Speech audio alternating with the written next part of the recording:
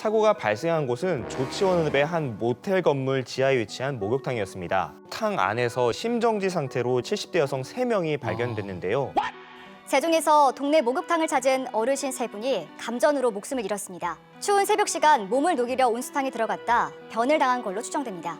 해당 건물이 2, 3층은 모텔, 1층과 지하 1층은 목욕탕으로 사용되던 곳이었습니다. 당시 여자 목욕탕이 있던 지하 1층에는 총 6명의 사람들이 있었는데요. 온탕에 3명, 탕 밖에 1명, 탈의실에 2명이었습니다. 이때 악하는 소리와 함께 탕 내부에서 이런 비명 소리가 나왔는데 온탕에 있던 분들 3분이 모두 쓰러진 채 발견된 겁니다.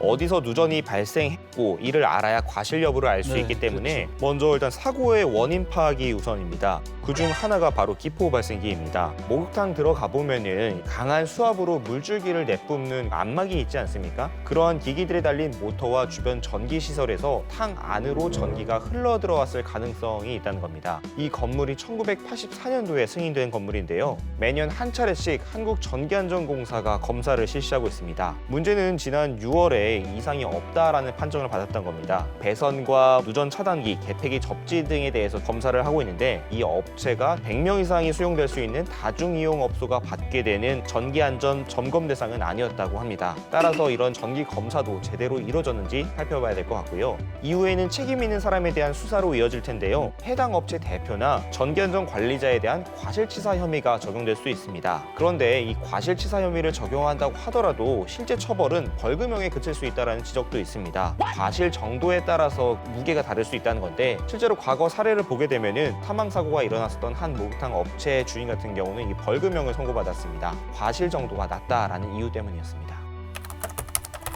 경북 구미의 한 목욕탕에서도 배수 작업을 하던 60대 목욕탕 주인과 40대 아들이 감전사고 당한 경우가 있고요. 서울 종로구의 한 목욕탕에서도 60대 손님이 감전사하기도 했습니다. 전문가들은 무엇보다 목욕탕의 경우는요, 이게 쉽게 부식이 될 수가 있기 때문에 점검 주기와 무관하게 누전 가능성이 언제든 발생할 수 있다고 합니다. 따라서 이런 반복되는 사고에 대해서 사후 땜질식 처방이 아니라 누전되더라도 인체에 감전된 것은 막을 수 있는 이런 누설 전류 차단기 같은 장치들이 중요하다고 말하는데 비용적인 측면에서 많이 도입되지 않고 있다고 합니다. 향후 이런 것들을 우리가 적극 도입할 필요가 있을 것 같습니다.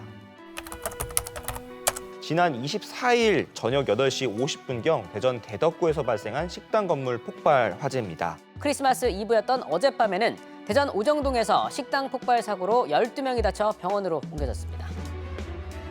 식당 주인 50대 남성이 전신에 3도 화상을 입었고요. 폭발이 일어난 상가 주위에 있었던 시민 11명도 다쳐가지고 병원으로 옮겨졌습니다. 상가 2동이 완전히 파손됐고 주변 상가와 주택 수십여 채가 파손됐습니다.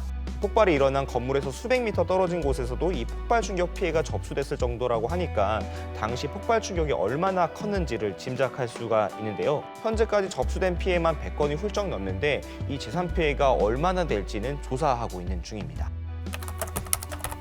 해당 가게가 LPG 가스를 사용한 것으로 알려졌는데요. 가스통이 인근 상가로 튀었을 만큼 그런 충격들이 컸다라고도 합니다. 경찰도 이 가능성을 높게 보고요. 한국가스안전공사와 함께 현장 감식에 나서서 50kg 가스통 2개 등 가스통 모두 4개를 수거해가지고 누설됐을 가능성에 대해서 지금 살펴보고 있는 중입니다.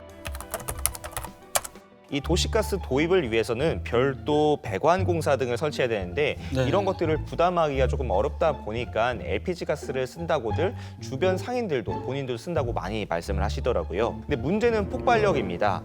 도시가스 LNG의 경우는요, 누출된다고 하더라도 공기보다 가벼워서 확산이 됩니다. 또 발화점이 높기 때문에 쉽게 폭발로 이어지지가 않습니다. 반면 LPG의 경우는 공기보다 무겁기 때문에 바닥에 깔리는 경우가 있고 이 때문에 점화원을 만났을 때 굉장히 강력한 폭발로 이어지게 되는데요. 크리스마스 당일과 그 다음 날 현장을 찾았었는데 현장에서 만난 상인들 정말로 망연자실한 모습이었습니다. 먼저 이 보상 문제가 아직까지 명확하게 규명되지 않고 있기 때문인데요. 각종 보험에 가입하고 있지만은 자신들이 가입한 보험사에서는 이 보험금이 나올 수 없다고 합니다. 이게 사고가 난 원인이 다른 가게이기 때문에 그 가게를 통해서 배상을 받아야 되는데 그 가게의 지금 배상 범위가 어느 정도인지 명확하지가 않다 보니까 상인분들께서 굉장히 답답해하신 상황이고요. 한 상가 상가에서는 이제 그 출입문이 모두 부서진 상태에서 냉장고에 있던 맥주를 모조리 이제 누군가 훔쳐갔다고 해서 경찰이 관련된 수사도 진행하고 있습니다. 폭발 충격으로 출입문과 유리창이 파손돼 휴업 중이던 피해 주점에 들어가 맥주 15병과 업소용 밥솥 등을 훔쳐 달아난 혐의로 40대 불법 체류 외국인 남성 2명을 붙잡아 출입국 사무소로 신병을 넘겼습니다. 대부분의 상인분들이 다 세입자십니다. 집주인이 먼저 고쳐주는 경우도 있지만은 보상 문제가 아직 명확하지 않기 때문에 섣불리 먼저 나서기가 좀 어려운 상태거든요. 그런 입장에서 세입자들은 언제까지 장사를 못할지 그런 불안감이 굉장히 큰 상태입니다.